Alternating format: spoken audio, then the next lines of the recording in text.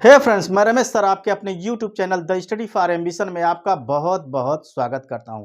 Friends, कल से हम लोगों ने हिंदी की शुरुआत कर रखी है और इसके अंतर्गत जो है कल एक वीडियो आप लोगों को दिया था और काफ़ी उसकी सराहना भी हुई है। आप लोग काफ़ी इसके व्यू भी मिला है, लाइक भी मिला है, कमेंट भी मिला है, मुझे अच्छा लगा। फ्रेंड्स, आज जो हम लोग उससे आगे चलते हैं और आज के डेट में हम लोग जो कल प्रारंभ हुआ था स्वरों का वर्गीकरण, उस वर्गीकरण के तहत जो है हम लोग मात्रा के उच्चारण के आधार पे तथा जिह्वा या जीभ के उच्चारण के आधार पर स्वरों के बारे में हम लोग पढ़े। इसके 7 प्रकार होते हैं। 2 प्रकार हम लोग कल के डेट में पढ़ चुके हैं। आज जो शुरू कर रहे हैं और आज है मुख के आधार पे स्वरों का वर्गीकरण, यानी स्वरों को देखते हैं मुख के आधार पर कैसे होता है। तो आइए बोर्ड की तरफ चलते हैं और देखते हैं मुख के आधार पे स्वर। तो मुख के आधार पे स्वरों को देखें, ये तीसरा पॉइंट है।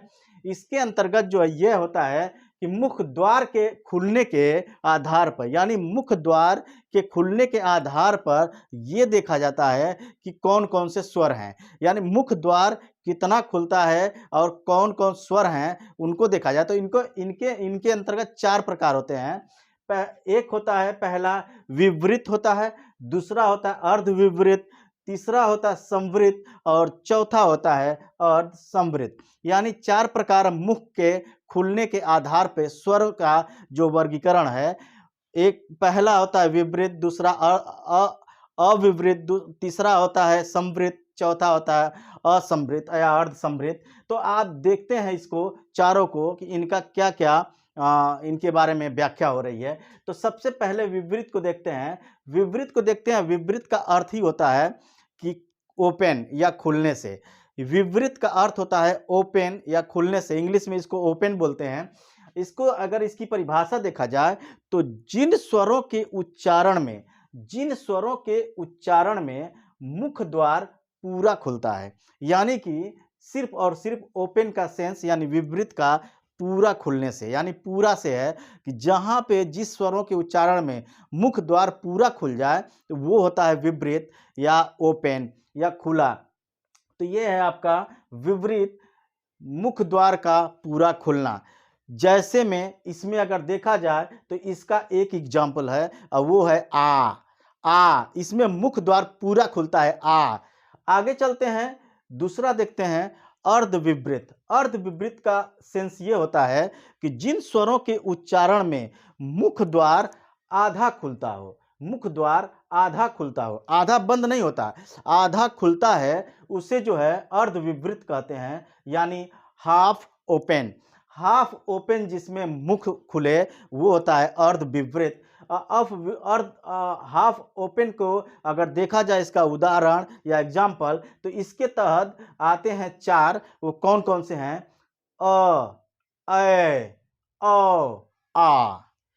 इसमें जो मुख द्वार है वो आधा खुल रहा है, आधा खुला, ए औ आ।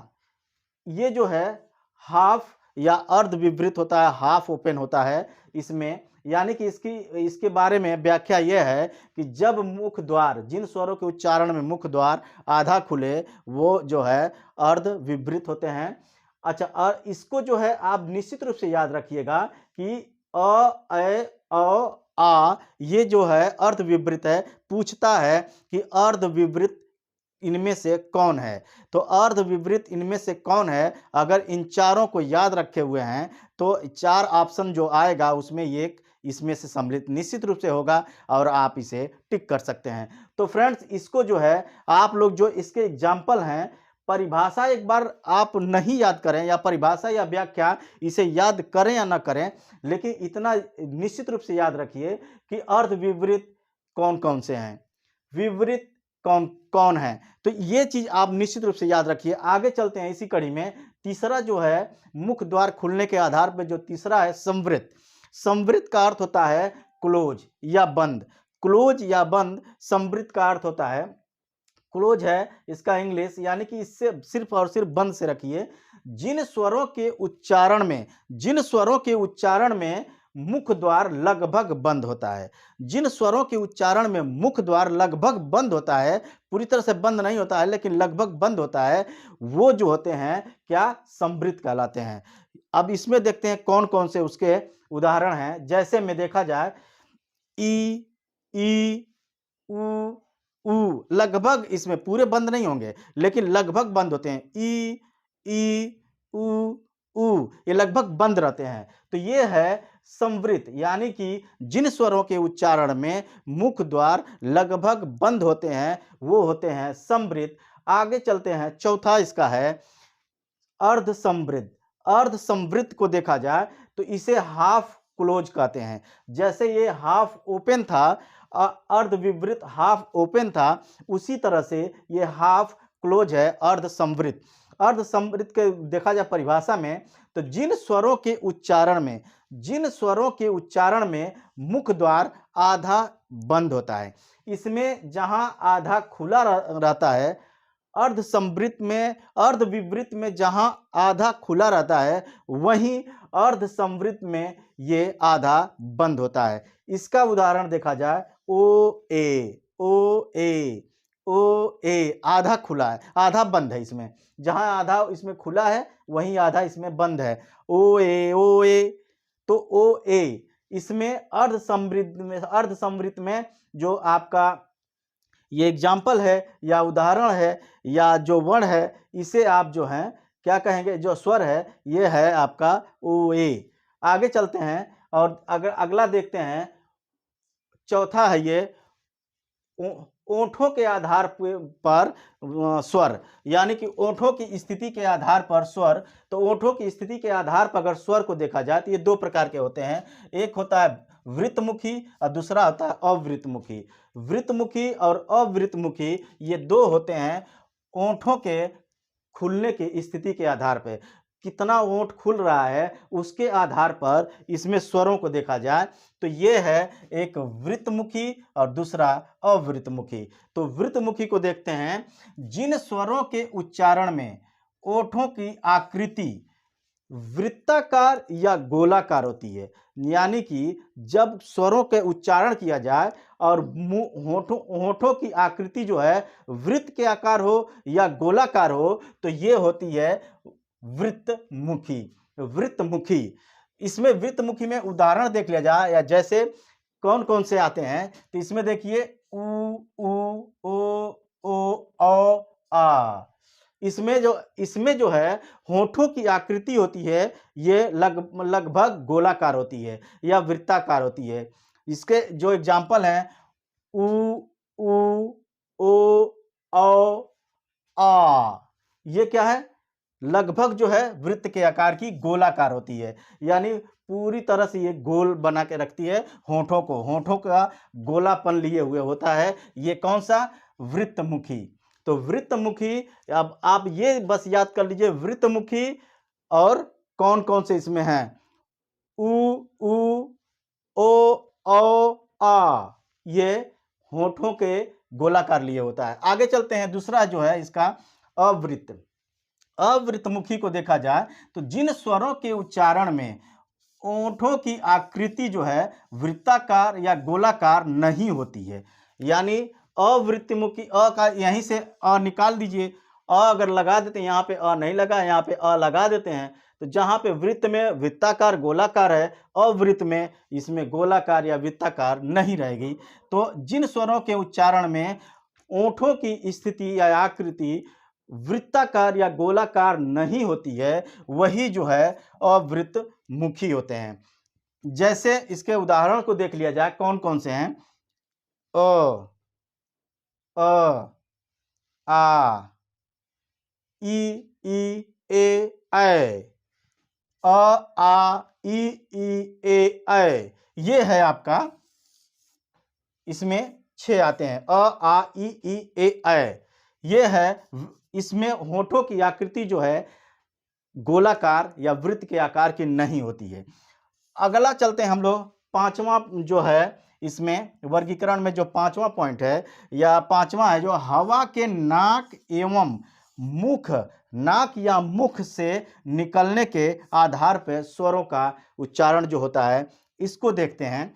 हवा का नाक या मुख से निकलने के जो उच्चारण के दौरान निकलता है, उसके आधार पर देखते हैं कि कौन कौन से स्वर हैं। तो इसमें दो प्रकार होता है, एक अनुनासिक होता है और दूसरा निरनुनासिक होता है। जहाँ पे ये दूसरा है अनुनासिक, पहला है निरनुनासिक या निरनुनासिक को मौखिक स्वर भी कहते हैं। मौखिक स्वर या निरनुनासिक। तो निरनुनासिक को देखते हैं, जिन स्वरों के उच्चारण में हवा केवल मुख से निकलती हो, उसे क्या करते हैं, कहते हैं निरनुनासिक या मौखिक। अगर निरनुनासिक को थोड़ा देर के लिए अगर हटा देते हैं तो मौखिक यानी मुख से जिन स्वरों के उच्चारण में मुख से हवा निकलती हो, वो क्या होता है, निरनुनासिक या मौखिक स्वर होते हैं। तो निरनुनासिक और मौखिक स्वरों को देख लिया जाए, इसके कौन कौन से एग्जाम्पल हैं। तो इसमें है अ, आ, ई, उ, अ, आ, ई, उ। इसमें क्या है, ये हवा मुख से निकल रही है। इसमें निरनुनासिक या मौखिक जो है, इसका एग्जाम्पल अगर देखा जाए तो अ, आ, ई, उ। यह जो हवा निकल रही है वो मुख से निकल रही है। तो ये हुआ आपका निरनुनासिक या मौखिक। आगे दूसरा इसका जो है देखते हैं, दूसरा क्या है, अनुनासिक। अनुनासिक का जिन स्वरों के उच्चारण में हवा नाक के साथ साथ मुख से भी निकले, तो वो जो है क्या होती है, अनुनासिक। हवा का नाक के साथ साथ मुख से भी निकले तो वो होता है अनुनासिक। और ये अनुनासिक का जो एग्जाम्पल होता है, एक ही होता है अंग, लेकिन आंख के लिए जैसे आंख, ये क्या है, ये जो हवा नाक के साथ साथ मुंह से भी निकल रही है, तो ये जो है आपका अनुनासिक। आगे चलते हैं, इसका छठवीं जो पॉइंट है, घोषत्व के आधार पर जो स्वरों का वर्गीकरण किया है, तो घोषत्व के आधार पर देखा जाए कि क्या होता है। घोषत्व का यानी घोष का अर्थ होता है, अगर देखा जाए तो घोष का अर्थ होता है स्वर तंत्रियों में श्वास का कंपन होना। जो स्वर तंत्रियां होती हैं, इसमें श्वास का कंपन होना, कंपित लिए हुए श्वास होती है। तो उन स्वर तंत्रियों में जो श्वास का कंपन होता है, ये घोषत्व के अंतर्गत आता है। जब स्वर तंत्रियों में कंपन होता है, वही कंपन जो है, वही ध्वनियां सघोष कहलाती हैं। स्वर तंत्रियों में जब कंपन होता है तब क्या कहलाती हैं, सघोष ध्वनियां कहलाती हैं। यानी कि मैं बताया था पिछले वीडियो में कि सघोष, सारे स्वर जो है सघोष होते हैं। और सघोष के बारे में ये है कि जिन स्वर तंत्रियों में श्वास का कंपन होता है, और जब स्वर तंत्रियों में कंपन हो तो वो क्या कहलाता है, सघोष स्वर तंत्री या सघोष ध्वनियां कहलाता है। जब उसमें स्वर तंत्रियों में कंपन हो तो सघोष ध्वनियां कहलाती है। फिर से इसे देख लीजिए कि घोष का अर्थ होता है स्वर तंत्रियों में कंपन होना। स्वर तंत्रियों या श्वास का कंपन होना, यह घोष कहलाता है। और स्वर तंत्रियों में जब कंपन होता है तभी सघोष ध्वनियां कहलाती है, या सघोष ध्वनियां उत्पन्न होती है। तो ये हुआ है आपका छठवां, घोषत्व के आधार पर स्वर का वर्गीकरण। आगे देखते हैं, सातवां नंबर है प्राणत्व के आधार पर स्वर। प्राणत्व के आधार पर अगर स्वर को देखा जाए तो इसके व्याख्या में देखा जाए कि प्राण का अर्थ होता है हवा। प्राण का सेंस ही होता है हवा से, यानी कि हवा से ही इसका प्राणत्व के आधार पर देखा गया है। तो प्राणत्व के आधार पर देखा जाए तो प्राण जो है हवा का सेंस है इससे। और इसमें यह है कि सभी स्वर अल्प प्राण होते हैं।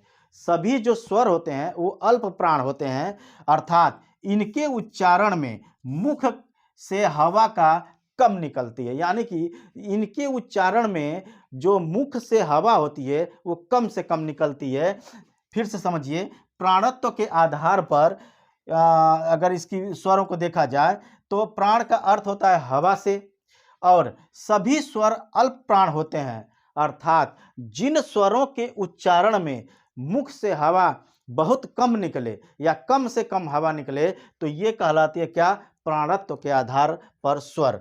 आगे चलते हैं, जो हवाओं वर्णों का जो उच्चारण होता है किनके द्वारा क्या होता है वो आप लोगों को इसकी व्याख्या मैं सोच रहा था कि इसको एक साथ दे दूं, जिससे जो है कभी भी इसको एक बार सुन लें या एक बार पढ़ लें तो आपको जो है प्रॉब्लम ना हो। आप मैं यही कहूँगा आप लोगों से, कृपया करके इसे अपने कॉपी में नोटबुक में इसे नोट जरूर करिए। जो मैं वीडियो दे रहा हूँ बार बार आपको वीडियो देखने की भी ज़रूरत नहीं पड़ेगी, मुझे व्यू की ज़रूरत नहीं है, आप लोगों की तैयारी से मुझे मतलब है। आप लोग कितने तैयार होकर प्रतियोगी परीक्षाओं में अपने को सम्मिलित कर रहे हैं और आप फाइट दे रहे हैं, ये मायने रखता है मेरे लिए भी। मुझे खुशी होगी उस दिन जब मेरा कोई बच्चा ये बोलेगा कि सर आपके वीडियो से देखकर मैं पढ़ा और आज मैं सिलेक्शन लिया हूँ, मुझे उस दिन सबसे ज़्यादा खुशी मिलेगी, वही मेरे लिए सबसे बड़ा व्यू है। तो आइए फ्रेंड्स, मैं देखता हूँ और हम लोग देखते हैं कि वर्णों के उच्चारण के स्थान, जो वर्णों का उच्चारण होता है कहाँ कहाँ से होता है, किस किस जगह से होता है, उसको देखते हैं। इससे प्रश्न भी बनाता है, यूं ही इसे नहीं लिख दिया हूं।